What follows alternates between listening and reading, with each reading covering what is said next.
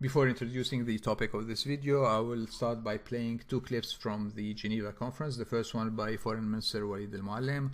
We see libraries being burned. We see graves being unearthed under the slogan of revolution. Children are killed in their schools, people in their universities, women, and that are being killed, and that through all kinds of slogans such as sexual jihad, even incest. We see mosques being bombed. We have people who have been decapitated, their heads hung in the streets.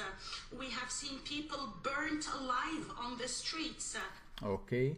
Then from the other side, Rafif Shwejati, spokesperson for Syrian opposition, saying, "What's very important to us is that nobody who has blood on his hands be part of the transitional government." Okay, so no one with blood on his hands, which means President Assad and a few others, can play any role in the future of Syria or in the transition period. And what Foreign Minister Walid Muallim was saying was the opposition is not acceptable partner because they are also criminals. They've been beheading people, burning, raping, etc. So the moral argument is used to reject the other side, and the topic of this video is therefore is how can we assess evil? I mean, here is what we're looking at. Here is the cartoon by The Economist magazine, British magazine, showing that Assad is beyond Hitler in his evil, and that he's controlling everyone, I guess. So I'm trying to assess how we can measure evil and how can we perceive violence in a neutral way, in a scientific manner. There's no way to measure it scientifically, of course, but what I would propose here are 12 factors that will affect the way we perceive violence committed by or ordered by various parties in a conflict. So let's start with factor number one. It's whether it was a simple or complicated case. So a simple case would be if you see a Syrian security officer shooting a 14-year-old demonstrator, killing him. We see that on YouTube. Therefore, he is a violent criminal. Okay. Case number two would be a jihadist with his knife cutting someone's head. Okay, also a despicable display of violence. Alright, that's too simple. The Syria crisis is much more complex than that. Everyone is guilty of what happened. We started in 2011 in a peaceful country. We ended in 2014 with 130,000 dead, a destroyed country, and destroyed coexistence, etc. So everyone is to blame. We're gonna come back to that. We cannot blame it on anyone, not on Assad, not on the opposition, not on Erdogan alone. We will see that this is much more complex than that. That's what I will be trying to demonstrate in this presentation. Okay, so that was the first factor influencing how we perceive violence. Okay, second factor would be proportionality. So if we look at these two cases, on the left we have two tribes, for example. Tribe 1 kills someone from tribes 2. Tribes 2 retaliates, they take revenge, they kill someone from tribe 1, and this goes on for centuries in the Arab world. Tribes keep taking revenge from each other. We know that, and it's considered almost fair and just because, it's 1-to-1. That's a proportional kill ratio. The case on the right in red, it's a non-proportional kill ratio where they kill one of us, we kill 50 of them. I've actually made number 50 here. Okay, does this take place in reality? Yes, it does. I'll give you now a couple of examples. But before I give you examples, let's look at a protest by US Ambassador to Damascus, Robert Ford, who established a Facebook page since early 2011. It was a propagandist page. In it, they kept posting articles that show the regime is a brutal criminal dictatorship that has to go, that the Syrian people are united against the regime. It was a pure propaganda outlet. but that's not the point I'm trying to make here.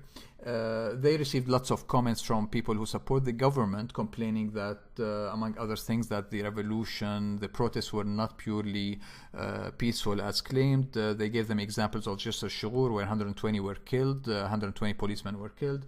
In Homs, many policemen were killed. In Daraa, etc., Banya. So eventually, Ambassador Ford said, "Okay, look, you want me to admit, you want the United States to admit that, well, let me read it for you." He said, "Some Syrian security service members have been killed. Some want the United States to acknowledge it. Well, I am the American ambassador and I just did.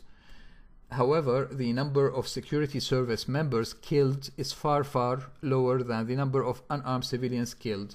No one in the international community will accept the justification by the Syrian government that those security service members' deaths justify the killing, beating, extrajudicial detentions, torture, and harassment of unarmed civilian protesters." Okay, so the ambassador here is protesting the ratio, the kill ratio. Okay, well, what's the kill ratio in Syria today? Let's look at the latest numbers by the Syrian Observatory for Human Rights, which is London-based, which is pro-opposition outlet, human rights outlet. Their numbers in December 2013, last month, say that, well, look at it yourself. It basically says that the two sides, the government and the opposition forces, have killed an almost equal number from the total pool of 130,000 casualties of the Syrian crisis so far. So if the ratio is 1-to-1, is this too much for the US ambassador to accept? What was the ratio, the kill ratio by the United States or by its best friend in the region, Israel? In 2006, when two Israeli soldiers were killed in southern Lebanon or in northern Israel by Hezbollah because they went inside Lebanon illegally, Israel retaliated by attacking Lebanon, destroying parts of the country, and killing 1,600 Lebanese. So the ratio was 800-to-1. For every one of the two soldiers Israel's lost, 800 Lebanese died. As a matter of fact, Israel is very proud to call that the mad dog policy. So well-known Israeli Defense Minister Moshe Dayan said once that Israel must be like a mad dog, too dangerous to bother, which means you kill one of us, we're gonna kill a huge number from your side. Okay, the United States was attacked on 9/11. 3,000 civilians were killed by Al-Qaeda. That was a massive attack on the sovereign United States, and the United States had the right to go after them and not only retaliate but limit their danger. But how many died in response to 9/11, including in Iraq, which had nothing to do with it? Over 1 million. So the ratio of 3,000 to 1 million is 300-to-1. So in the case of the Syrian government's retaliation against the forces that are using that the rebels and all those who are armed, the jihadists who are trying to overthrow the government, it's 1-to-1 by now. It's really not. It's really the most proportional response. Let's look at the international humanitarian law, which applies to the Syria case, and I'll tell you why.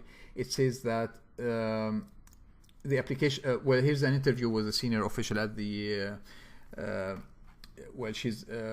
She left. She used to be senior official at the ICRC, the Red Cross.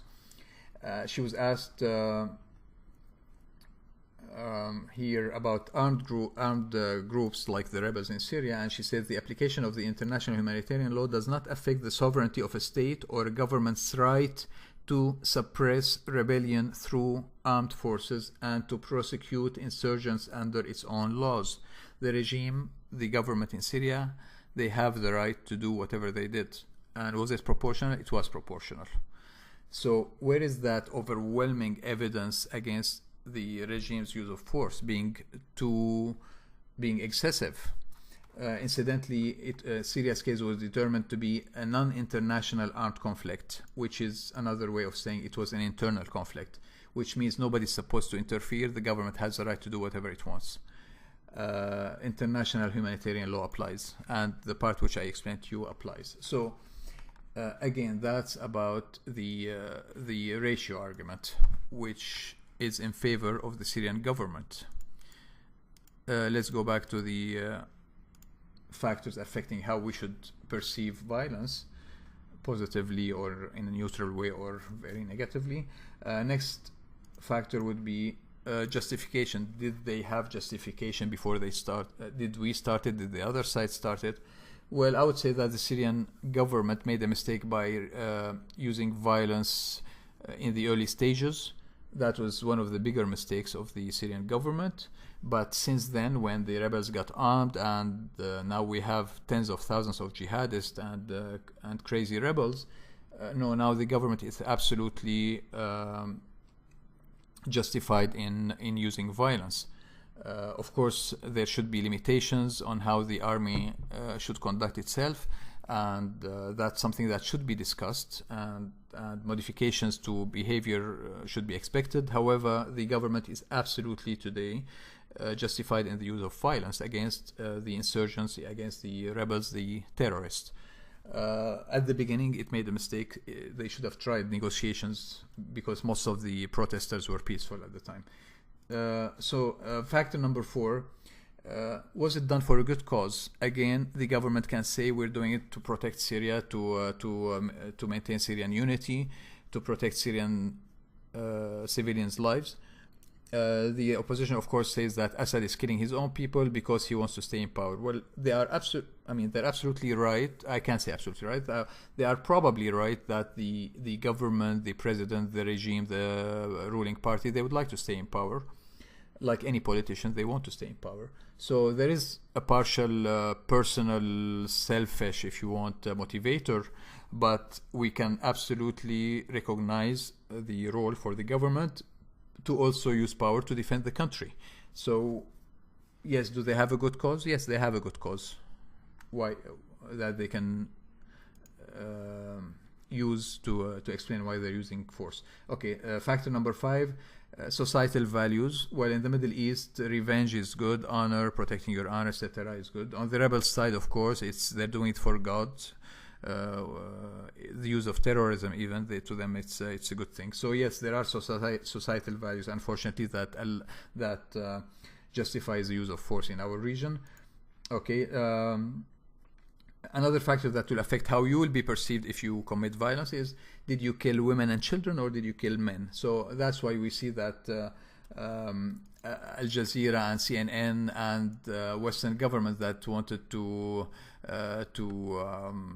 get rid of the Syrian government, they will always mention that, like the CNN headline, why is the Syrian regime killing babies? The silliest headline, but that's what they're doing all the time, propaganda. Okay, so factor number 7 is, depends on your moral standing. You are the perpetrator of a crime, if you want. If you are the United States, you get away with it most of the time. Why? Well, you're a democracy. If you are Syria, no. Why? Because Syria, since 1979, has been placed on this list of states that support terror by the United States. The list was made for Syria because Syria was a troublemaker in the eyes of the Carter administration that wanted to pass the separate peace treaty between Egypt and Israel as a final treaty for the region. Hafez al-Assad at the time successfully managed to convince the Arab states not to cut their relations with Egypt. So the Carter administration retaliated by creating this list of bad boys, states that support terror, and Syria was a permanent state on it since 1979 until now. Why? For reasons like, Syria harbors terrorists like Khalid Mash'al, the head of Hamas, even though Khalid Mash'al has been living for 10 years before in Jordan, US ally Jordan, and even though Khalid Mash'al now lives in US ally Qatar, but Qatar and Jordan get away with it, but Syria does not. Syria is on the list of states that support terror. Anyway, so Syria is a state that supports terror, and therefore the United States can always use that argument and others like it to portray Syria as the evil party in any conflict, like the current conflict. United States, of course, it's a democratically elected government, so that's why the Bush administration is not now in the International Criminal Court. That's why also Tony Blair is not a criminal. Okay, so let's look at factor number 8. It's your ability to shape the narrative. Is the media friendly to you? Because you'll get away with it if the media is friendly to you. Let's use an example like Prime Minister Netanyahu since 1996, since he was elected as Prime Minister in 1996, he's been telling the whole world that evil Iran is developing its nuclear bomb, and we really have to fight Iran to place sanctions endlessly on that country because they want to develop a nuclear bomb. Of course, he's sitting on 200 nuclear bombs, estimated 200 nuclear bombs, but the media will let him get away with it. Okay, the other way is if you win. So if the government in Syria wins, we know that history will say that the heroic Syrian army was able to defeat the terrorists and keep Syria together as a united, strong country. If the government loses and the rebels win, we will have an Islamic state, and they will say that thanks to God, our heroes were able to defeat the criminal Assad army. So it depends. If you win, you are not the bad guy. The others you defeated are the bad guys. Factor number 9 depends on the method you use to deliver your weapons. Are you using a knife? Are you using a barrel? The Syrian army is not technologically advanced like the American or Israeli armies, so we've seen that the cheapest way they can bomb areas where they see rebels is when they drop barrels from planes. So here's a sample. Allahu Akbar. Allahu Akbar. Allahu Akbar. Okay, so here they dropped one barrel, but okay, so how many people died from a barrel? Let's compare that to an American cruise missile. Look how much sexier it looks, even though it might kill more people, but it's a much higher, much more advanced technology, and it looks much nicer. Just a moment. It hugs the ground at nearly 500 miles an hour. From over 1,500 miles away, it can hit a target within 10 yards. It's actually here, sorry. Destroy the enemy without a pilot. The missile is a crushing weapon of choice for today's battlefield.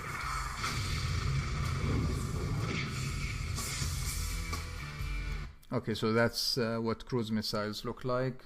They look much more attractive than a barrel thrown by the Syrian army. Okay, number 10. If you're lucky, if the media decided to cover it from the macro level, not from the micro level, because violence looks ugly when you're close to it. So, sorry, I clicked 11 here, but let's click at the sample of how the Syrian conflict was intentionally covered with close-ups of dead people. Some of the victims appear to have been shot in the head. The video clip has been posted on YouTube and removed at least twice because the pictures are so graphic. Armed men in military uniforms. Okay, so you'll see armed military uniform men killing Syrians that are supposed to be unarmed demonstrators for no reason. Okay, so that's when the media decides to cover it from the micro view. And of course, that's why from before protests started, Qatar and other countries that wanted to topple the regime sent dozens of satellite phones so that all the protesters and all the demonstrators and activists will be able to film anything that takes place and send it to Al Jazeera and to CNN so that it will be looped the whole day. On the other hand, when the same CNN covers America's wars, they cover it from a much higher level, and it looks again very attractive. So let's look at how CNN covered the shock and awe campaign in Iraq. Listen to this, Jamie. These are shots being fired in Baghdad. I want you to listen.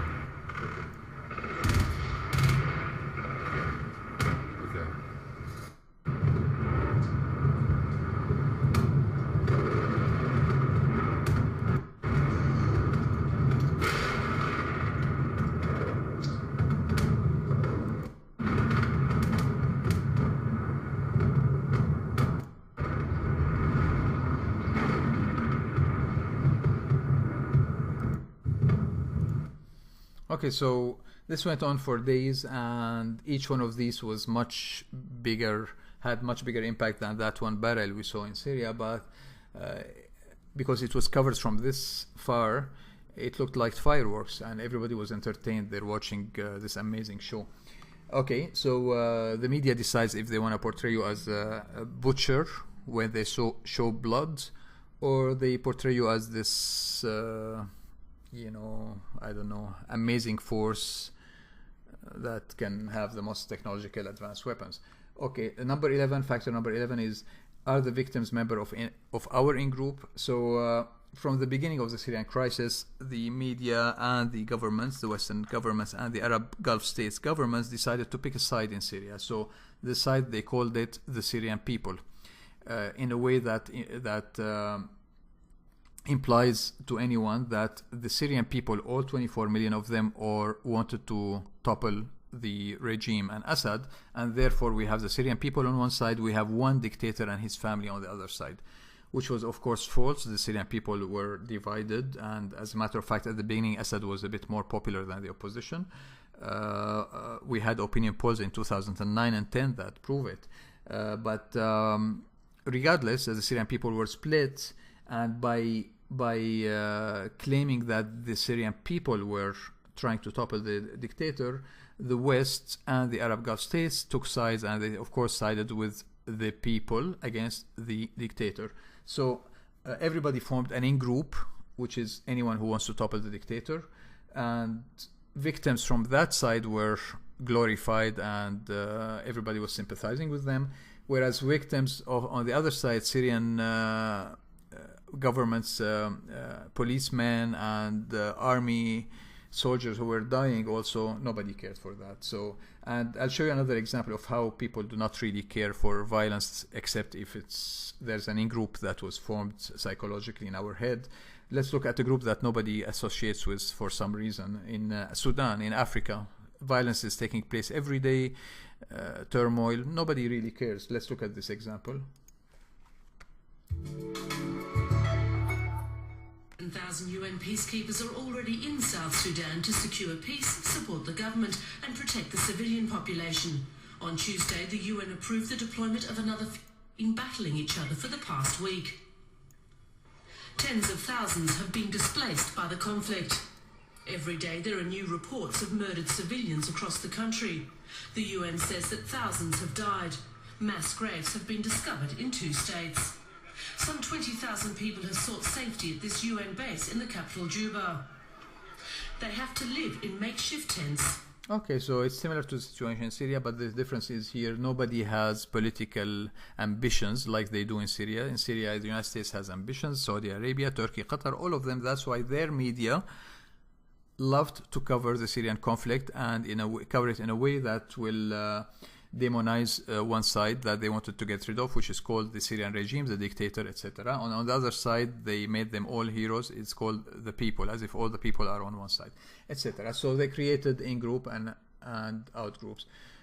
Okay, so that's factor number 11. Factor number 12, the final one, is the most important and the most easy to quantify, is the number of casualties. If you kill one person, it's not like if you killed 1,000. So how many died in Syria? Let's look at that aspect. I have this graph to compare.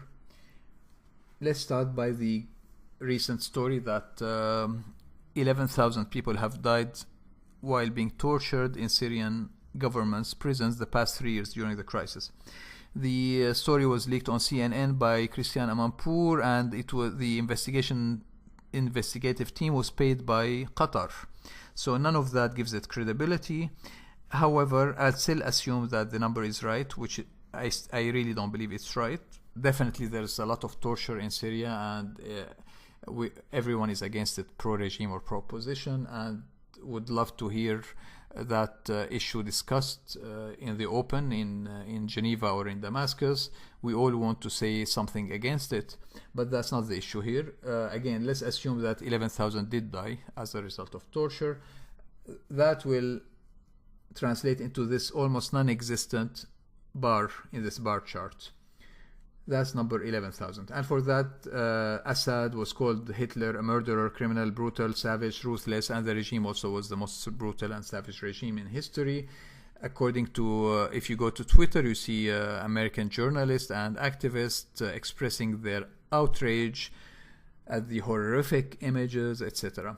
Well, let's compare to something the United States did that has a relatively similar number of casualties. In one day only, the United States, a day and a half, the United States killed an estimated 15,000 young Iraqi soldiers who were escaping from Kuwait after the army was defeated. Here's a picture of what happened. It's called the Highway of Death. This is only a small part of the carnage. American F-16s, I think, attacked the retreating army and they killed everyone. Why did they have to kill 15,000 young soldiers? You know, in Iraq, this service in the army is obligatory, so it's not like these people are evil. Everyone who's 18, 19, 20 has to serve in the army. Why did the United States have to kill 15,000 people in one day? Just a question. They did it just to teach Saddam Hussein a final lesson to never think about using violence again.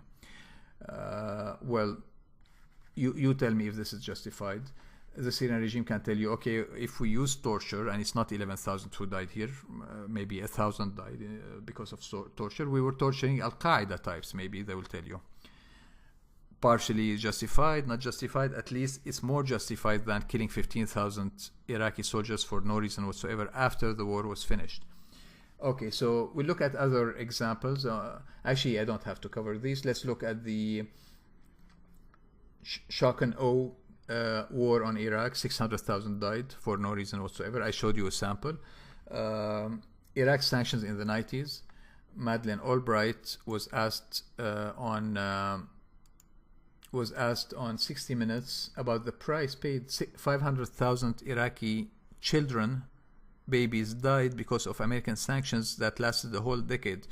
What did we get in exchange? Why did we kill 500,000 Iraqis? So she was asked, and her answer was, yeah, it was worth it. We have heard that 500,000 children have died. I mean, that's more children than died in Hiroshima. And you know, is the price worth it? I think this is a very hard choice, but we think the price is worth it. Okay, so that's another example. 500,000, and again compare it to the 11,000 alleged by the Qatar investigation and CNN that died out of torture in Assad's brutal system. Okay, so 500,000 dead children in comparison. Okay, let's look at others in history. The Armenian genocide led to 1.5 million dead Armenians and Erdogan, Prime Minister Erdogan of Turkey, does not recognize it or apologize for it. The Iran-Iraq war, 1.4 people died in 8 years of fighting, a war that was a result of the Reagan administration's dual containment policy, where they said, okay, let's get rid of Iran and Iraq, we don't like them both, let them fight each other. Okay, they did. 1.4 million people died. Okay, if we look at the Syrian opposition's alleging that the regime is the most brutal thing on the planet. Well, since 1963, when the Ba'ath Party came to power, a party that I really dislike, by the way, but the Ba'ath Party came to power in 1963. In the past 50 years, roughly 100,000 Syrians died because of Hama, because of what's happening now, torture, etc. Let's say that a rough estimate of 100,000 Syrians died. If I were the Prime Minister of Sweden, I would say these are brutal leaders in Syria who, over 50 years, were responsible for 100,000 Syrians dying. But if I were an American Secretary of State, how can I pretend to have higher moral authority? Because in the same 50 years, the United States went to war unnecessarily in so many places like Vietnam and Iraq and elsewhere. The net result of America's wars in the same 50 years was 5 to 6 million people dead. So that's 60 times, up to 60 times higher number than the regime is responsible for. And there's a number that I cannot plot at all, is the number that died in World War II, 60 million. That's 600 times higher than the regime killed in 50 years in its existence, in an area that is full of conflicts, the Middle East. We all recognize at least there were conflicts, and most of them not initiated by the regime, if not all of them. So why was 60 million casualties justified for World War II? Well, because Hitler was, expansionist and he was a danger. The regime can say the same thing. We are dealing with a much more scary force. The Islamists, the jihadists, they want to topple the regime, of course, but then they want to fight all the Shia in the region. They want to, and they say it clearly, and it's not only Al-Qaeda types, the more supposedly moderate rebels, they also say they want to fight the Shia in Lebanon and in Iraq. When they're done with that, they're going to go to Europe. They would like to liberate Europe, and specifically Spain, because they consider it Andalusia, etc. And some of them were saying that they're going to go to the White House after. So yes, the regime can say, I'm fighting on behalf of the civilized world. And the same Hitler fighting argument that was used in World War II, which led to 60 million people, the regime can say, I've been much more efficient. So far, 130,000 died. We're far from the 60 million you guys killed in one way or the other. So again, the numbers argument cannot be used to say, I'm sorry, the regime and Assad have no role to play in the future of Syria. We need to talk about this, because neither the opposition nor the regime are this absolute monster. They both have criminals and they have good people, and who's a good person, who's a criminal, is to be decided in dialogue. It's not for the beginning of a Geneva conference for Secretary of State of the United States that killed 6 million people in the past 50 years, or for the Europeans who killed 60 million during their World War II, or for the Saudis, or for the Syrian opposition paid by Saudi Arabia and Qatar and Turkey, and who killed half of the 130,000 casualties of the Syrian crisis, to lecture others about. No one side, including the Syrian regime, is allowed to lecture any other side in the absolute terms. No one has the higher moral ground in the conflict. Before I'm done, I would like to show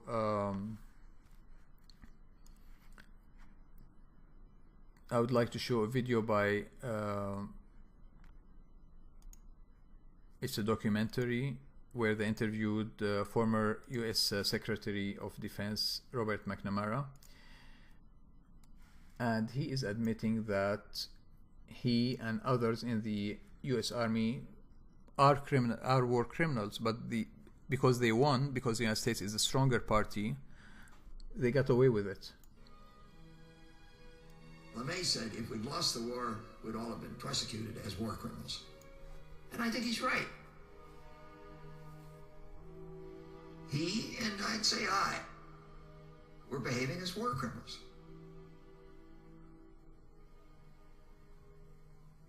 LeMay recognized that what he was doing would be thought immoral. If his... Thank you for watching.